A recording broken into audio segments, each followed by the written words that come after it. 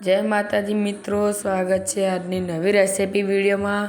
आज આપણે બનાવવાના છીએ आलू परोठा। तो ચાલો બનાવીએ। तो મિત્રો સૌથી પહેલા લઈ લેશું આપણે બટાકાને આપણે સારા પાણીથી એકદમ ધોઈ લેશું।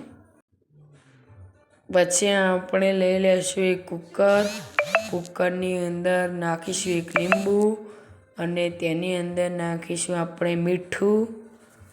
ત્યાર પછી આપણે તેની અંદર બટાકા નાખીને તેને આપણે 3 થી 4 મસ્ત સીટી વગાડીને આપણે બટાકાને બાફી દઈશું। હવે કુકરનું ઢાંકણું રાખીને તેને આપણે ગેસ ઉપર મૂકી દઈશું। આપણા બટાકા મસ્ત બફાઈ ગયા છે। હવે આપણે તેને નાના પીસમાં કટ કરી દઈશું। ત્યાર પછી આપણે ડુંગળી, ટામેટાં, લીલા મરચાં અને આદુની પેસ્ટ બનાવી લીધી છે। હવે આપણે મૂકીશું કઢાઈની અંદર નાખીશું આપણે 3 ટેબલ સ્પૂન જેટલું તેલ જ્યારે ઉકળી જાય ત્યારે આપણે તેમાં નાખી દઈશું અડધી ચમચી જેટલી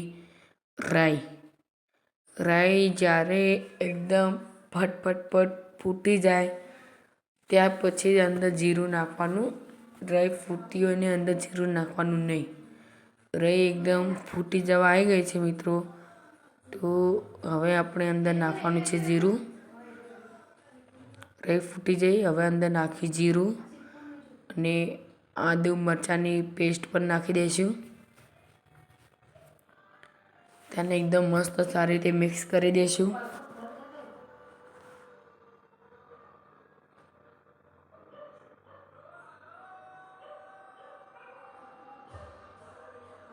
તેને હલાવતા રહેશું, નહીં તો તે નીચે ચોંટી જશે।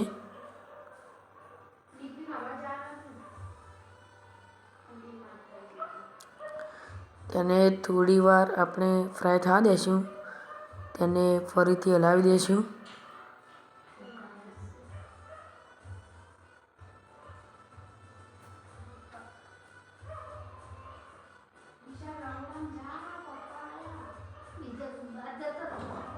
મસ્ત આપણે ફ્રાય થઈ ગયું છે। હવે આપણે તેની અંદર નાખીશું પહેલાં થોડી ડુંગળી નાખીશું। તેને હલાવીને ફરીથી થોડી ડુંગળી ઉમેરીશું। તેની અંદર થોડી ડુંગળી નાખી દીધી છે। તેને મસ્ત હલાવી દઈશું। અંદર હલાવ્યા પછી તેની અંદર ફરીથી થોડી ડુંગળી ઉમેરી દઈશું અને મસ્ત ફ્રાય કરી દઈશું। તે જ્યાં સુધી ગોલ્ડન બ્રાઉન થાય ત્યાં સુધી તેને મસ્ત ફ્રાય કરી લેશું।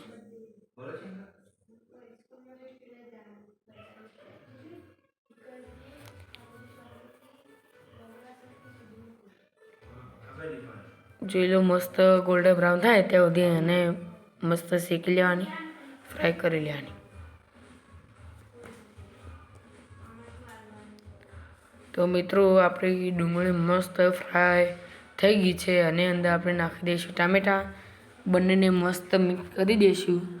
ત્યાર પછી તેને પણ થોડી વાર આપણે કૂક થવા દઈશું।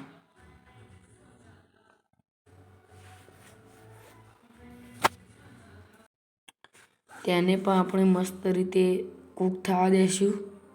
ત્યાર પછી આપણે અંદર બધા નાખી દઈશું મસાલા। સૌથી પહેલાં નાખીશું હળદર, ત્યાર પછી નાખીશું તેની અંદર મરચું, ત્યાર પછી નાખીશું ધાણા જીરુંનો પાવડર, ત્યાર પછી સ્વાદ પ્રમાણે મીઠું નાખીને તેને એકદમ મસ્ત રીતે મિક્સ કરી દેવાનું। તમારે ગરમ મસાલો નાખવો તો નાખી શકો છો।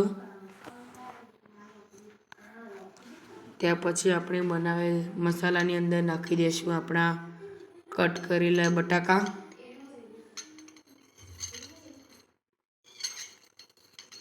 બટાકાને મસ્ત સારી રીતે મિક્સ કરી દેવાના।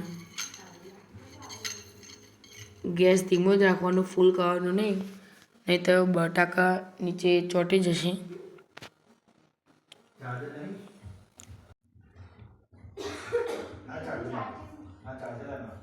બટાકા મસ્ત સારી રીતે મિક્સ થઈ ગયા છે. ત્યાર પછી ગેસનું બંધ કરીને ત્યાર પછી તેની અંદર લીંબુ નાખવાનું. ગેસ ચાલુ હોય ત્યારે તેની અંદર લીંબુ નાખવાનું નહીં. હવે ગેસ બંધ કરી દીધો છે. તેની અંદર આપણે નાખી દઈશું લીંબુ. ત્યાર પછી આપણે તેને મસ્ત સારી રીતે મિક્સ કરીને આપણો મસાલો તૈયાર થઈ ગયો છે. હવે આપણે બનાવીશું ઘઉંની રોટલી. નોર્મલ બનાવીએ ત્યાંથી થોડી જાડી બનાવીને આપણે રોટલીને વણી લઈશું. તે રોટલીને વધારે પતળી રાખવી નહીં. તેને મસ્ત આપણે બનાવી દીધી છે. તેની અંદર આપણે નાખીશું આપણો મસાલો. મસાલાને ચમચીની મદદથી સારી રીતે ફેલાવી લઈશું.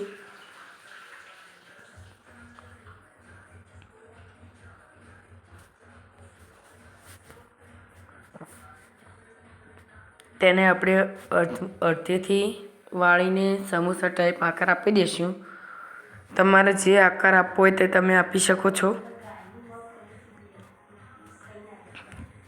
તેને લોટમાં લોટપોટ કરીને મસ્ત રોટલી ગોળ વળી દેવાની. તમારે જે આકાર આપવો હોય આપી શકો છો. ગોળ આપી શકો છો. જે આપવો હોય આપી શકો છો. અમે અહીં સમોસા ટાઈપ આકાર આપીને તેને બંને બાજુથી મસ્ત બનાવી લીધી છે. ત્યાર પછી તવી ગરમ થાય ત્યારે તેની અંદર આપણે નાખી દઈશું આપણા પરોઠાને પહેલાં એક બાજુ થોડો શેકાવા દેશું. ત્યાર પછી તેને આપણે ફેરવી દેવાનું. ત્યાર પછી તેની આજુબાજુ આપણે નાખી દઈશું તેલ.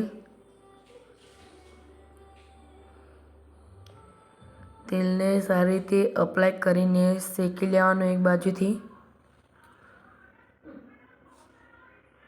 ત્યાર પછી તેને ફરીથી ફેરવીને બીજી બાજુથી શેકી લેવાનું તેલ રેડીને.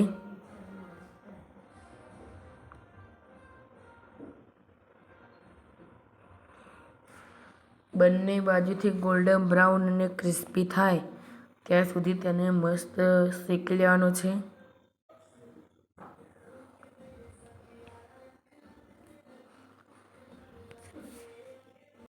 તેને બંને બાજુથી મસ્ત શેકી લેશું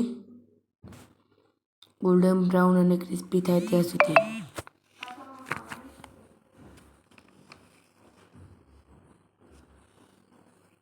આપણા પરોઠા મસ્ત શેકાઈ ગયા છે. તો પણ આપણે ત્યાં ક્રિસ્પી થવા માટે વધારે શેકી લઈશું. દેખાય છે તો મસ્ત ક્રિસ્પી બની ગઈ છે. હવે આપણે આપણી થાળી તૈયાર કરી લઈએ. તો આજે ખાવામાં છે આલુ પરોઠા, મસાલા પાપડ, સૂકી ભાજી અને છાશ. તો આપણે જોઈએ આલુ પરોઠા કેવા બન્યા છે. આલુ પરોઠા તોડવામાં તો બહુ સોફ્ટ છે. હવે ખાઈને પણ જોઈએ. તો મિત્રો આલુ પરોઠા બહુ મસ્ત બન્યા છે. એક નંબર બહુ મસ્ત પરોઠા છે. હવે આપણે મસાલા પાપડ ટ્રાય કરીએ.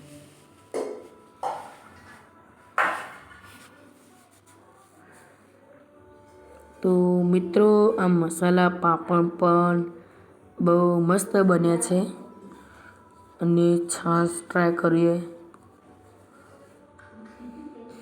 મિત્રો આ છાશની તો શું વાત કરું.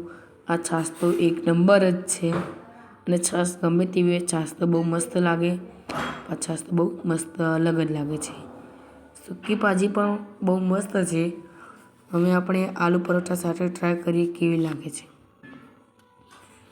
તે સૂકી ભાજી આલુ પરોઠા સાથે પણ બહુ મસ્ત લાગે છે. સ્વાદ એકદમ મસ્ત આવે છે. તો મિત્રો મારા તરફથી પણ તમે આલુ પરોઠા ખાઓ અને કમેન્ટમાં કહેજો કે આલુ પરોઠાની રેસીપી તમને કેવી લાગી છે. તો શિયાળામાં આલુ પરોઠા બનાવીને ખાઓ. દરેક જણા ખાઓ. તો મિત્રો, અમારી આ આલુ પરોઠાની રેસિપીનો વિડીયો અહીં પૂરો થાય છે. તો અમારી ચેનલને લાઈક કરજો, શેર કરજો અને અમારી ચેનલને સબસ્ક્રાઈબ કરજો. જય માતાજી.